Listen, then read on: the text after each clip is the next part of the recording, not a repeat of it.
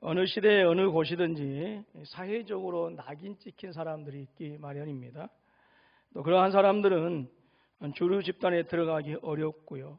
근데 이러한 것은 오늘 이 시대에도 여전히 존재한다라고 하는 것입니다. 또 그리고 보통의 경우에는 또 많은 평범한 우리 소시민들은 이런 부류의 사람들과 교제하는 것을 꺼려하지요. 왜냐하면 그들과 같은 취급을 받기 때문에 그렇습니다.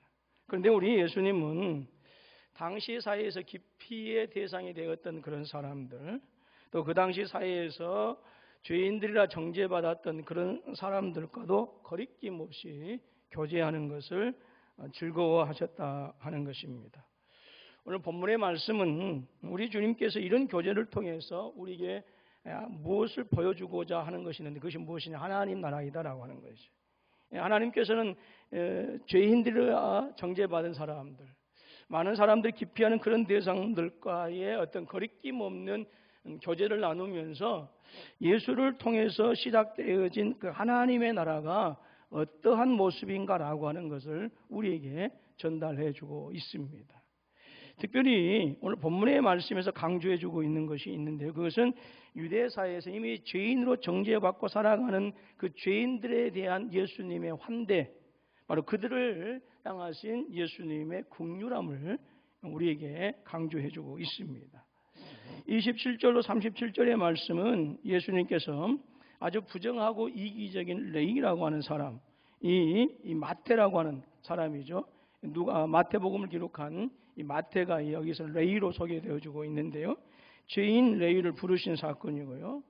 또 이 레위와 같은 죄인을 환대하고 그들을 긍휼히 여기고 함께 교제하는 이 문제는 이어지는 혼인잔치의 비유, 그리고 옛것과 새것에 대한 비유에서 계속해서 말씀해주고 있습니다.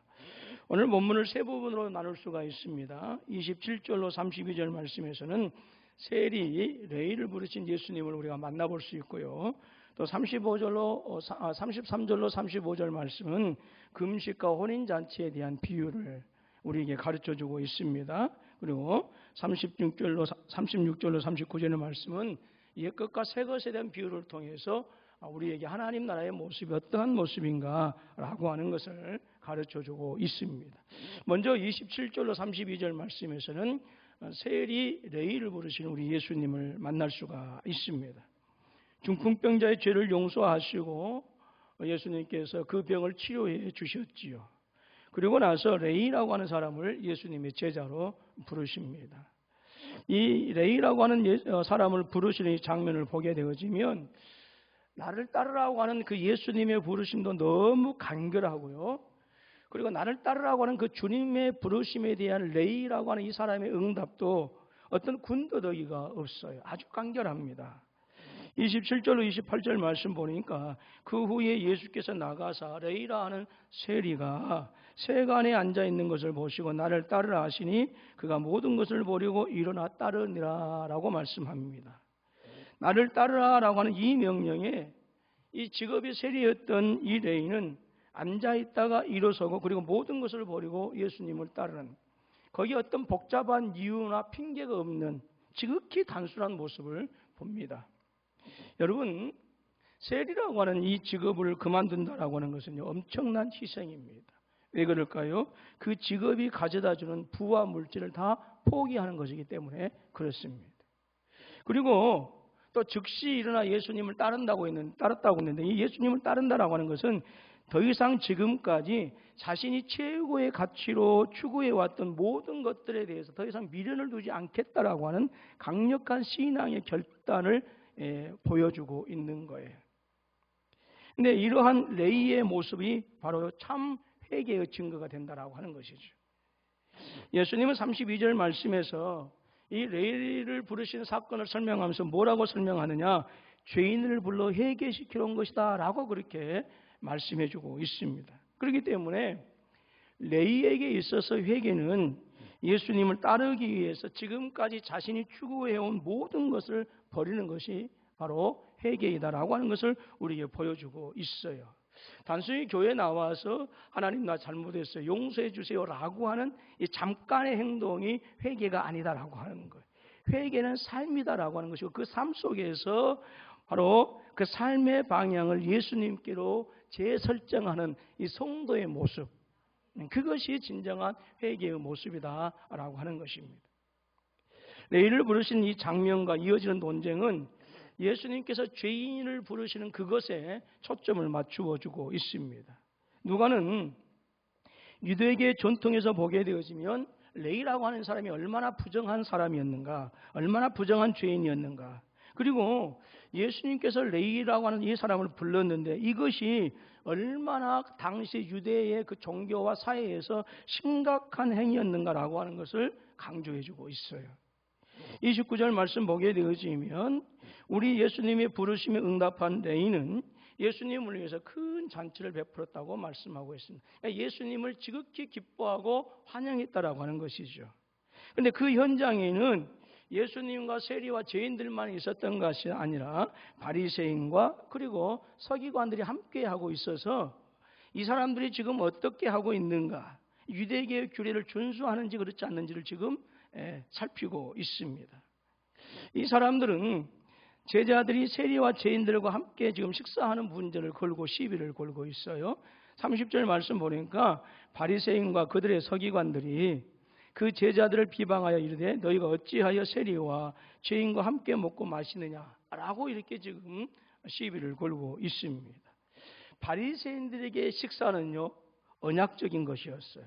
그래서 언약적인 의미가 있기 때문에 바리새인들이 식사할 때는 반드시 거룩한 자들과 정결한 음식을 나누어야 했습니다. 요즘도 우리가 이스라엘 가게 되어지면 정통 종교인들만이 들어가는 식당, 그리고 그들만이 먹는 그런 음식이 지금도 여전히 있고요. 또 이슬람에서도 그러한 음식 문화가 있지요. 그런데 2000년 전에도 바리새인들에게 있어서 식사는 언약적인 의미가 있었어요. 그래서 죄인들과 그 사회에서 정죄되어지고 기피의 대상들과 함께 식탁의 교제를 나누어서는 안 된다라고 하는 것입니다. 그런데 지금 제자들 보니까 이 부정한 자들과 함께 하는 것뿐만 아니라 지금 그들과 함께 음식을 먹고 있었어요. 이것은 바리새인들의 입장에서는 도저히 받아들일 수 없는, 용납할 수 없는 그런 행위였어요. 바리새인들의 입장에서 세리들은 언약 공동체와는 아무런 상관없는 사람들, 그리고 종교적으로도 그렇고 또 그리고 사회적으로도 그렇고 이 부정한 자들로 낙인 찍히고 정죄되어 있는 이런 사람들이었기 때문에 이 세리와 죄인들과 같이 식탁의 교제를 나눈다? 그것은 부정한 자들과 의인들의 경계를 허무는, 그래서 바로 이러한 거룩한 식사 전통에 대한 도전이었다라고 하는 것이죠. 그것은 유대교의 근간을 허무는, 도저히 유대인들의 입장에서는 받아들일 수 없는 그들의 종교를 위협하는 그런 행위로 받아들일 수밖에 없었습니다. 그래서 제자들에게 그렇게 묻는 것이에요. 너희가 어떻게 죄인들과 함께 식사할 수 있느냐? 그런데 우리 예수님은 바리새인들의 그러한 태도를 도리어 비판하십니다. 뭐라고 말씀하시지요? 의사는 건강한 자가 아니라 환자에게 필요하다. 그리고 예수님은 의인을 부르러 오는 것이 아니라 죄인을 불러서 회개시키러 오셨다라고 그렇게 말씀하십니다. 바리새인들이 예수님을 비판하는 근본적인 이유가 바로 무엇이겠습니까? 예수께서 죄인들을, 자신들이 낙인 찍고 정죄하는 그 세리들을 환대하고 그들과 함께 식탁의 교제를 나누는데 바로 그들의 불만이었던 것입니다. 예수님은 바리새인들의 비판에 대해서 비유를 들어서 예수님께서 그들과 함께 식탁의 교제를 나누는 이러한 행위가 왜 정당한지를 그들에게 가르쳐 주시고요. 그리고 본문의 말씀에서도 의사가 환자에게 필요한 것처럼 세리들과 죄인들을 환대하는 그 근거, 함께 식탁의 교제를 나누는 그 이유를 바로 들어서 이제 설명하시면서, 그리고 지금 바리새인들의 그러한 반박에 대해서 오히려 주님께서 비판하십니다. 앞으로 저와 여러분들이 계속해서 이제 누가복음을 살펴볼 텐데, 우리가 15장에 보게 되어지면 잃어버린 양의 비유가 나오고요, 또 잃어버린 동전의 비유가 나오지요. 그리고 탕자를 용서하신 아버지의 비유를 우리가 또 만나게 되어지고요. 18장 9절로 14절 말씀 보게 되어지면 거기서 바리새인의 기도를 우리가 또 보게 됩니다. 그리고 19장 1절로 10절 말씀을 보게 되어지면 우리가 너무나도 잘 알고 있는 여리고의 삭개오를 우리가 만나게 되어집니다. 바로 이러한 이야기들은 바로 예수님께서 죄인들을 환대하는 그러한 모습을 우리에게 보여주고 있는 것이지요. 예수님의 관점에서는 지금 유대 사회에서 종교적으로 사회적으로 이미 죄인들이라고 정죄받고 낙인 찍힌 이 죄인들이야말로 정말로 복음이 필요한 그런 가난한 자들이다라고 하는 거예요. 그리고 진실로 회개를 통해서 치유받아야 할 죄인들이다라고 하는 사실을 예수님은 그 식탁의 교제를 통해서 우리에게 전달해주고 있는 것입니다. 예수님은 의사를 찾아오지 못하는 환자를 도리어 찾으러 다니셨어요. 그런데 예수님께서 이러한 죄인들을 찾으러 다니시고 영적인 회복이 필요한 그들을 찾아다니신 것은 단순히 긍휼을 베풀어 주시기 위한 것이 아니라 그들로 하여금 자신들의 죄를 회개하도록 하기 위해서 예수님께서 죄인들을 찾아다니신 거예요. 예수님은 한 병자가 쇠관에 앉아있는 것을 보고 찾아오셨습니다. 한 병자가 누구입니까? 바로 세리, 바로 레위였어요. 사회적으로 용인하기 힘든 죄인이, 그리고 도저히 그 사회에서 받아들일 수 없는 그러한 사람들이 회개하고 거룩한 그 공동체에 들어오려니는요, 그때 사회도 그렇고 지금도 그렇고 언제나 논쟁거리일 수밖에 없어요. 하나님의 성품을 사랑으로 알고 예수님의 사명을 긍휼의 사역으로 믿는 그러한 성도들을 할지라도 심각한 한 죄인이 회개하고 그래서 현실적으로 그들의 공동체에 들어오는 것을 거의 대부분의 사람들은 수용하기가 어렵습니다. 만약에 우리 군포 서북교회에 정말 심각한 성범죄를 일으킨 사람이 회개하고 우리 교회에 전자발찌를 하고 들어온다. 여러분, 그 쉽게 용납이 가능하겠습니까? 저도 역시. 이것은 그 사이도 2000년 전에도 역시 마찬가지였고 2000년 후인 지금도 역시 대단히 어려운 문제이다라고 하는 거예요. 그럼에도 불구하고 교회는 그러한 사람들뿐만 아니라 나와 가치관이 다르고 나와 삶의 방식이 다르고 나의 대적이라 할지라도 환대하고 그리고 치유하는 사명을 어떤 사역보다도 교회는 더 중요한 가치로 여겨져야 된다라고 하는 거예요. 우리는 우리 주님께서 레위를 부르시고 그 부르심에 레위가 즉각적으로 응답하고 그리고 우리 주님을 위해서 잔치하는 이 본문의 말씀을 통해서 우리가 한 가지 배울 수 있는 교훈이 있어요. 그것은 하나님 나라의 현실성이다라고 하는 거예요. 그 하나님 나라의 현실성이 성도들의 삶 속에서 어떻게 이루어지는가라고 하는 것을 우리에게 보여주고 있습니다.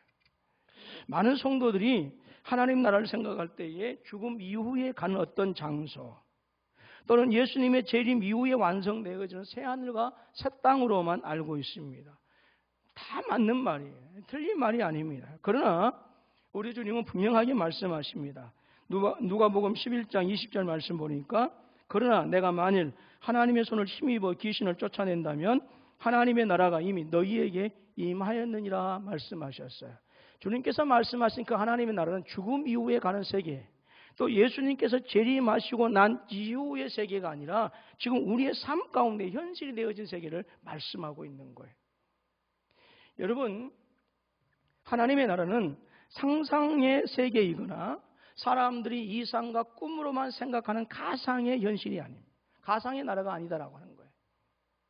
하나님의 나라는 우리의 삶의 현장에 임한 실제적인 나라예요. 여러분, 하나님의 나라는 장소적인 개념이 아니라 살아가는 것이에요. 따라서 합니다. 하나님의 나라는 장소가 아니라 살아가는 것입니다. 여러분, 우리가 성경을 볼 때에 성경을 이해하지 못하는 많은 부분들이 있는데 왜 그런가? 하나님의 나라를 장소의 개념으로 생각하기 때문에 성경이 풀리지 않는 거예요. 반드시 하나님의 나라는 장소의 개념이 아니라 살아가는 거예요. 살아가는 거. 여러분 꼭 기억하시기 바랍니다.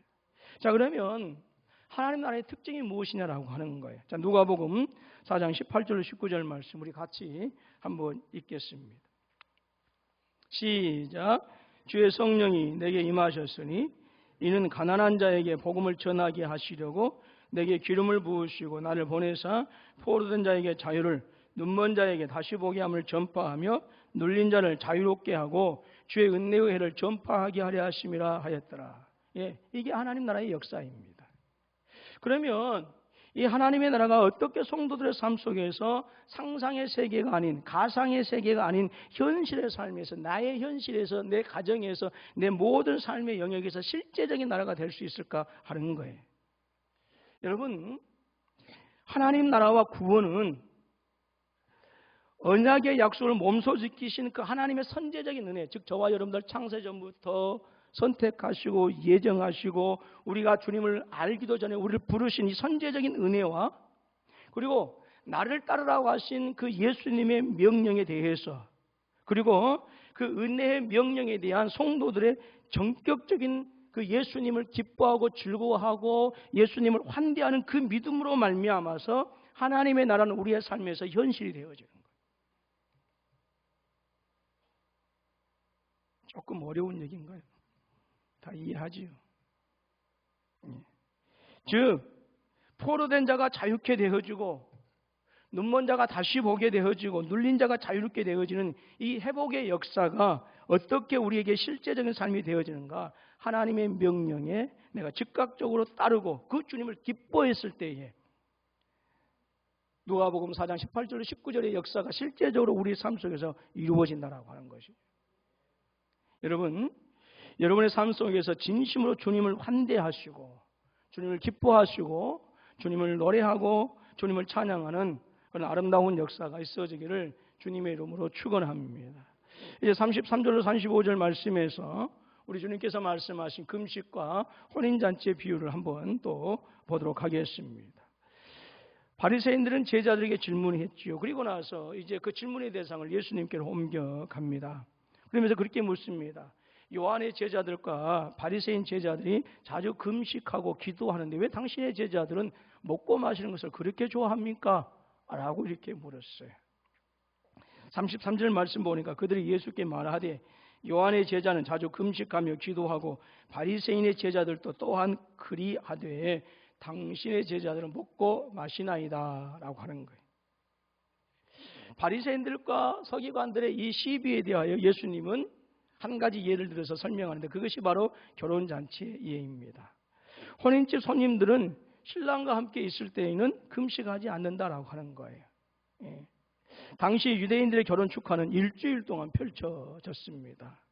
그래서 그 일주일 동안에 많은 친구들을 초대하고 많은 손님들을 초대해서 결혼잔치를 일주일 동안 즐겼어요. 그러니까 우리가 가나 혼인잔치에서 어쩌면 포도주가 떨어지는 것은 당연했어요. 그런데 여러분, 예수님의 사역에 동참하는 하나님의 사람들은 바로 이 결혼식 잔치에 초대받은 그 예수님, 그 신랑의 잔치에 초대받은 친구들이나 손님과 같다라고 하는 거예요. 즉 저와 여러분들 주님께서 뭐라고 가르치고 있느냐면 지금 저와 여러분들은 예수님께서 베푸신 그 결혼잔치, 천국잔치에 지금 우리가 그 잔치를 지금 우리가 지내고 있다, 지금 살아가고 있다라고 하는 것을 말씀하고 있는 것입니다. 그렇기 때문에 예수님의 사역에 동참하는 모든 성도들은 금식하는 것보다는 주님께서 베푸신 그 구원의 잔치를 축하하고 즐거워해야 된다라고 하는 거예요. 여러분, 그래서 예배는요, 기쁨이 있어야 되고요, 감격이 있어야 되고요, 축제가 돼요. 예수의 구원 사역이 지금 잔치로 펼쳐지고 있기 때문에 그렇고요. 그래서 하나님의 아들의 권위를 인정하는 이러한 사람들은 하나님께서 마련하신 그 잔치에 지금 저와 여러분들이 함께 참여하고 있더라고요. 하나님 나라가 예수 그리스도를 통해서 이미 임했기 때문에 이 나라를 준비하기 위한 금식은 더 이상 필요하지 않다라고 하는 거예요. 지금 메시아의 잔치를 맛보는 시기다라고 하는 것입니다. 왜냐하면 누가복음 4장 18절로 19절의 말씀이 우리의 삶에서 현실이 되었기 때문에, 억눌린 자가 자유케 되어지고 포로된 자도 해방이 되었기 때문에, 저와 여러분들이 죄와 사망의 법에서 해방이 되어졌기 때문에 지금 현재 예수 믿는 우리의 성도들의 삶은 잔치의 삶이다라고 하는 거죠. 그런데도 요한의 제자들과 바리새인의 제자들은 예수 그리스도를 통해서 하나님 나라가 임했다라고 하는 사실을 알지 못했기 때문에 민족의 해방을 위해서 금식하고 기도하고 있었어요. 잠깐 금식에 대해서 한번 생각해 보도록 하겠습니다. 금식을 잘 이해하려면 금식을 어떤 관점에서 이해해야 되느냐? 구원사의 관점에서, 즉 종말론적인 그런 관점에서 이해를 해야 합니다. 유대인들에게 있어서 금식은 개인적으로나 어떤 국가적인 어떤 겸손과 회개의 표시이기도 했어요. 그래서 이스라엘 사람들이 옛날 유대사에서 보게 되어지면 국가에 어떤 큰 재앙이 있었을 때 금식하면서 기도했습니다. 유대인들은 민족의 주권을 상실한 그런 상황에서 하나님께서 제발 속히 임하셔서 우리를 포로된 땅에서 회복시키시고, 그리고 우리가 이 억눌린 우리의 모습에서 좀 해방시켜 달라고, 그래서 이스라엘 백성들은 금식했던 거예요. 바리새파의 개혁운동에서 금식은 그래서 공동체적인 어떤 개인적인 의미라고 하는 것보다는 공동체적인 의미를 가지고 있었고요. 그리고 이 바리새인들의 금식은 약속의 땅을 보호하고 자신들의 민족의 안녕을 추구하기 위한 그런 헌신의 표시가 무엇으로 그들에게는 보여졌느냐? 금식으로 보여주었다라고 하는 거예요. 금식은 하나님의 백성으로서 마땅히 행해야 될 의무를 행하지 못했을 때에 또한 회개하는 그러한 행위였고요. 또한 그것을 비판하는 행위로도 유대 백성들은 금식을 했어요. 그런데 예수님께서 이제 예수님을 통해서 하나님 나라가 임했기 때문에 하나님 나라가 임하도록 더 이상 금식할 필요는 없다라고 하는 거예요. 소망의 시대, 하나님의 구원의 시대가 지금 예수 그리스도를 통해서 이미 실현되어졌고 시작이 되어졌기 때문에, 그래서 죄인들이 회개하고 그래서 이 구원을 경험해야 하고, 그래서 제자들은 금식할 것이 아니라 예수님께서 베푸신 그 메시아의 잔치, 구원의 잔치, 천국 잔치를 즐겨 해야 된다라고 하는 것이에요. 그럼에도 불구하고 하나님의 나라가 임한 이후에도 개인의 경건을 위해서는 또한 금식이 필요하다, 또 그렇게 말씀하십니다. 예수님을 거부하고 배척한 바리새인들은 자신들이 그토록 소망하던 메시아의 잔치에 들어오지 못했어요. 왜? 예수님의 말씀을 이해하지 못했기 때문에, 예수님을 통해서 하나님의 나라가 이미 시작됐다라고 하는 것을 알지 못했기 때문에 그들이 요구하는, 그들이 소망하는 나라가 이루어지도록 여전히 금식했다라고 하는 것이죠. 요한의 제자들 역시 마찬가지였습니다. 말하자면 예수 그리스도를 통해서 하나님 나라가 이미 임했다라고 하는 사실을 아는 하나님의 사람들, 예수님의 제자들은 그 하나님 나라의 잔치에 참여해서 함께 주님과 함께 그 잔치의 주인공들이 되어졌지만, 예수 그리스도를 통해서 하나님 나라가 이 땅에 임했다라고 하는 사실을 알지 못한 바리새인과 요한의 제자들은 계속해서 금식할 수밖에 없었다라고 하는 거예요. 그런데 35절 말씀 보니까 이런 말씀이 있습니다.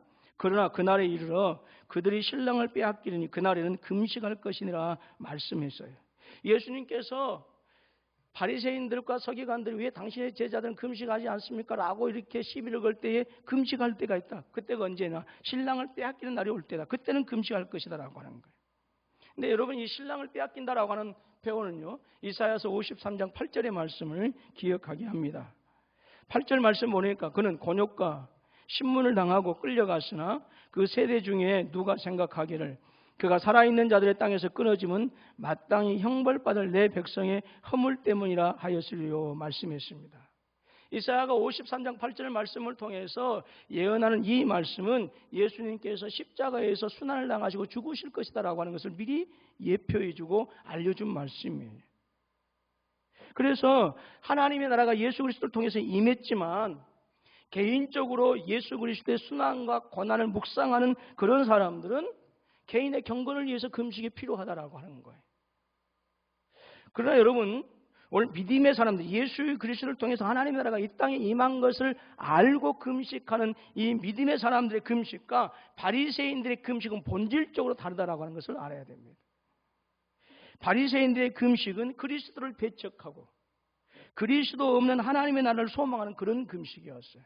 그렇지만 오늘 하나님의 사람들에게 있어서 금식은 예수 그리스도의 순환과 고난과 죽으심을 통해서 우리에게 허락해 주신 그 하나님 나라의 풍성한 은혜, 그리고 그 풍성한 은혜를 주신 예수님의 순환과 고난을 묵상할 때는 그러한 금식이 우리에게 경건의 신앙을 위해서는 도움이 된다라고 하는 것이 주님의 가르침입니다. 이제 예수님께서 육신을 입고 이 땅에 오신 성육신과 이 땅에서 행하신 사역으로 말미암아서 사탄의 세력은 결박되어졌고 하나님 나라가 실현된 줄로 믿습니다. 그리고 저와 여러분들은 주님의 순환과 고난을 통해서 이루신 그 하나님 나라의 백성들이고, 그래서 저와 여러분들 지금 현재 주님의 사역에 함께 동참하고 있는 하나님의 사람들이다라고 하는 거예요. 그렇기 때문에 지금은 마지막 날에 참여할 메시아 잔치를 즐겨할 때다라고 하는 거예요. 이렇게 얘기하니까 목사님께서 즐겨한다고 했어요. 부어라 마셔라. 그렇게 절대 이건 아닌 것은 여러분들 잘 아시겠죠? 무슨 말이냐면 구원받은 하나님의 자녀로서, 그리고 하나님의 이 놀라우신 은혜를 기뻐하고 즐거워하고 찬양해야 된다라고 하는 거예요. 그래서 예배라고 하는 것은 바로 주님께서 우리를 기뻐하시는 그 주님을 환대하고 주님을 위하여 베푸시는 그 잔치가 의식을 통해서 주님께 드려지는 시간, 의식, 그 잔치가 바로 예배입니다. 예배의 의미를 우리가 분명히 알아야 돼요. 우리 주님은 죄악으로 말미암아 하나님의 영원한 진노 아래 죽었던 저와 여러분들을 하나님 나라의 잔치에 참여시키기 위해서 저와 여러분들을 부르셨어요. 자, 이사야서 55장 1절 말씀을 같이 읽습니다. 시작. 물러나오라. 돈 없는 자도 오라. 사먹되 돈 없이 값 없이 와서 포도주와 젖을 사라. 자, 마태복음 11장 28절로 30절 말씀 계속했습니다. 시작.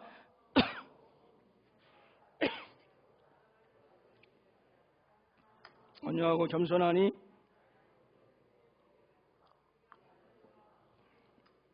이는 내 멍에는 쉽고 내 짐은 가벼움이라 하시니라. 자, 한 번 더 읽습니다. 계시록 22장 17절 말씀입니다.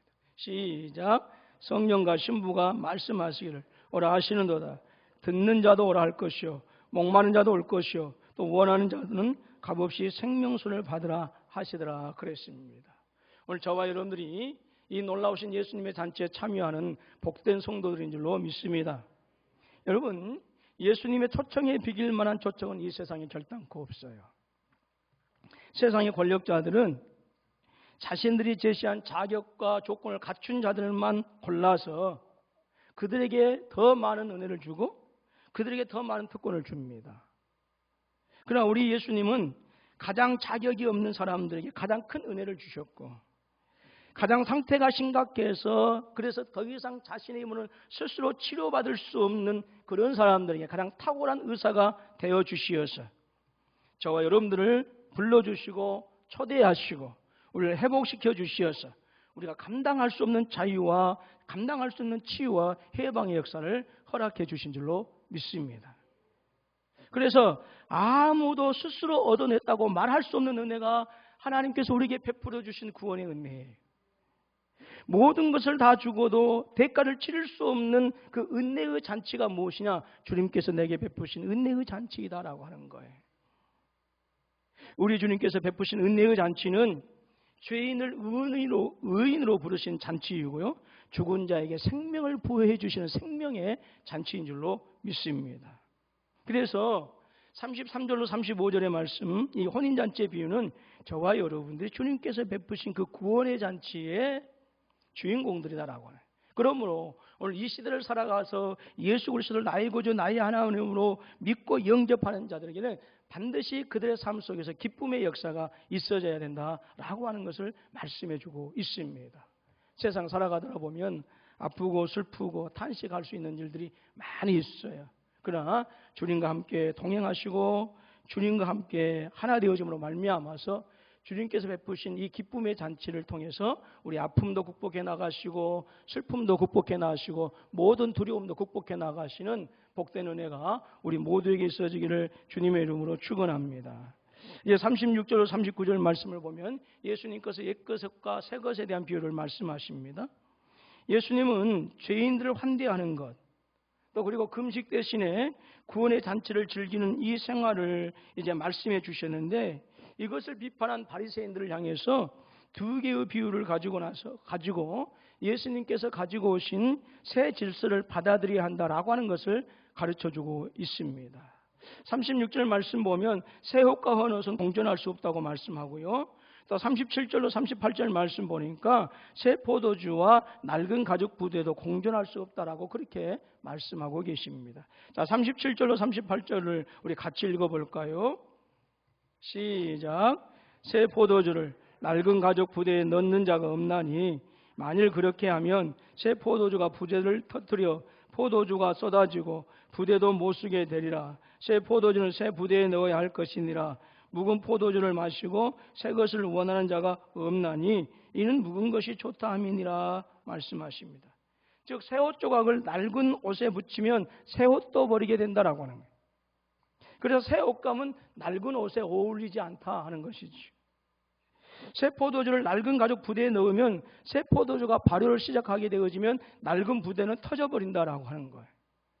그렇게 되면 부대도 못 쓰게 되어지고 새 포도주도 사용할 수 없다라고 하는 것이죠. 그렇기 때문에 반드시 새 포도주를 새 부대에 넣어야 된다라고 하는 거예요.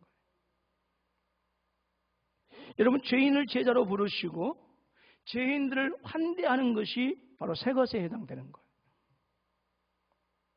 나사렛 회당에서 선언하신 신년의 복음, 즉 4장 18절로 19절 말씀이 바로 새 것이다라고 하는 거예요. 자, 다시 한번 4장 18절로 19절 말씀을 같이 한 목소리로 읽습니다. 시작.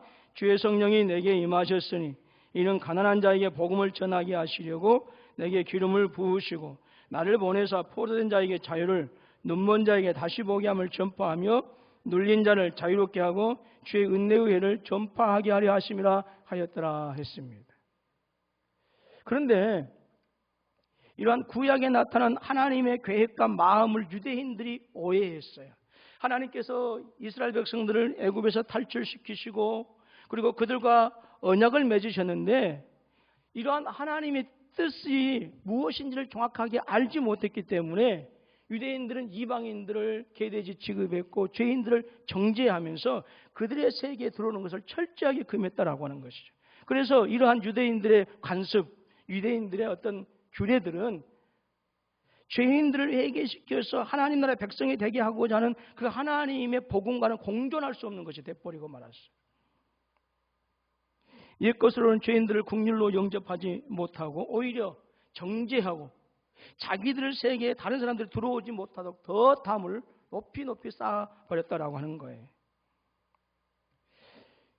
구약의 복음이 그랬다라고 하는 것이 아니라 구약의 복음은 죄인들로 하여금 회개해서 열방과 민족이 주님께로 돌아오도록 하기 위한 것이었고 그것을 위해서 주님께서는 하나님께서는 이스라엘 백성들을 애굽에 탈출시키시고 그들 제사장 나라가 되게 하셨는데 이것을 오해해서 오히려 이방인들을 지옥의 불쏘시개 감으로 생각하는 이런 잘못된 모습이 있을 수밖에 없었다라고 하는 것입니다. 이런 점에서 39절 말씀 보면 묵은 것은 원래 좋은 것이었다. 구약의 규례, 구약의 율법, 구약의 하나님의 선하신 뜻이 좋은 것이었다라고 하는 거예요. 오래된 포도주 맛을 본 사람은 새 포도주를 원하지 않습니다. 그래서 포도주를 즐기는 사람들은 오래된 포도주를 비싼 값에 주고 사서 마시는 것이죠.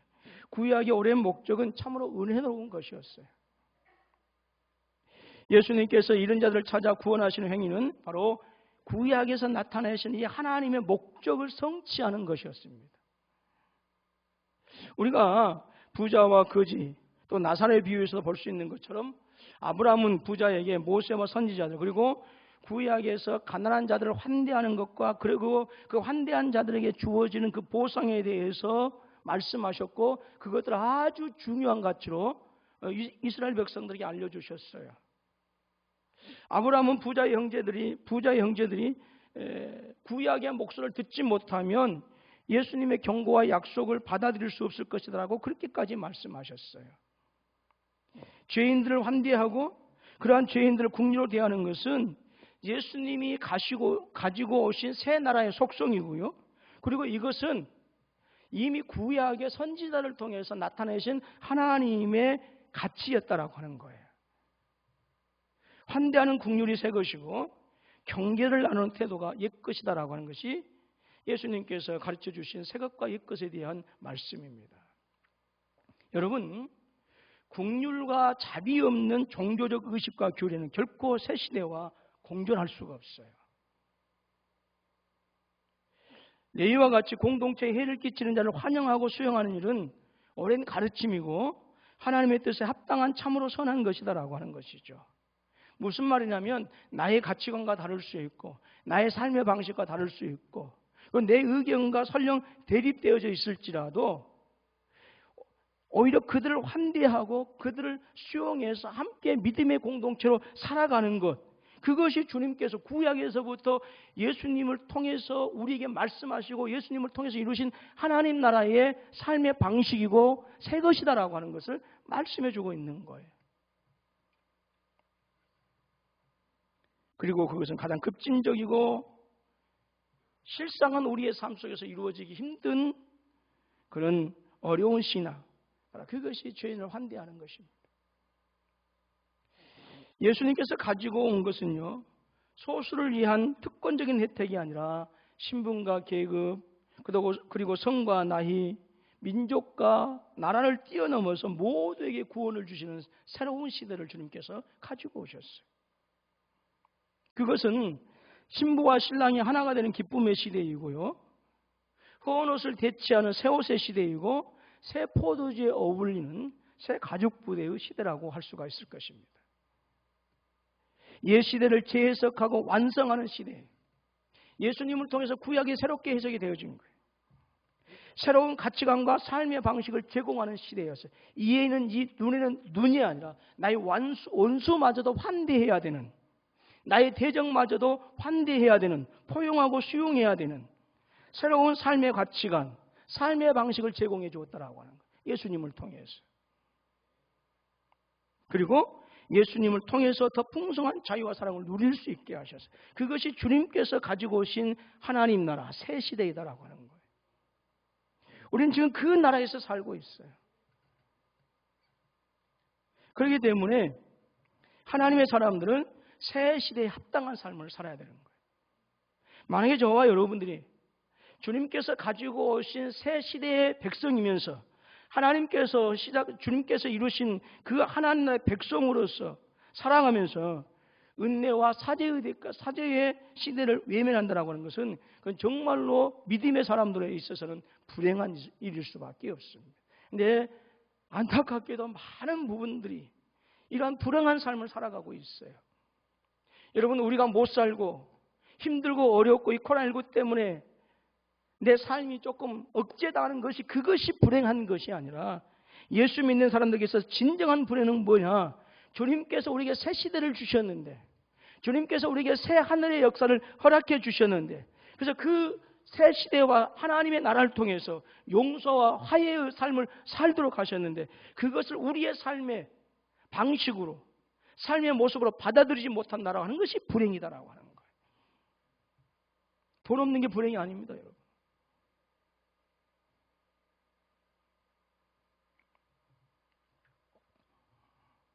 오늘 저와 여러분들은 모든 대적과 미움과 저주를 넘어서 환대하는 삶을 수용하고 포용하고 용납해주는 삶을 살아야 된다. 그것이 하나님 나라의 백성이다라고 하는 거예요. 말씀을 마무리합니다. 여러분, 우리 주님 오심으로 시작된 하나님 나라는 상상의 세계도 아니고 가상의 세계도 아니고 실제 하는 나라예요. 실제. 그리고 하나님의 백성들은 그 나라에 참여하면서 참된 기쁨을 누리면서 살아가게 되어지는 것입니다. 그리고 그러한 기쁨은 나의 대적과 원수마저도 환대하도록 하는 거예요. 놀라운 삶을 살아가게 하는 것이죠. 그것이 하나님의 나라입니다. 여러분, 메시아 예수님이 오심을 기뻐하는 것이 참된 의요 경건입니다. 그렇기 때문에 형식으로 의를 세우고 경건을 그렇게 형식을 통해서 드러내려고 해서는 안 되는 거예요. 오늘 저와 여러분들은 경건의 모양은 있으되 능력을 상실해 버려서는 안 된다라고 하는 것이죠. 부디 우리 사랑하는 군포 서북교회 성도님들은 약한 자를 돌아보는, 그리고 우리 자신들을 지켜서 세속에 물들지 않는 참된 경건으로 하나님의 나라를 보여주는, 그리고 하나님의 나라를 증거하는, 그래서 결국은 하나님을 영화롭게 하실 수 있는 사랑하는 우리 모든 성도님들이 되실 수 있기를 주님의 이름으로 축원합니다.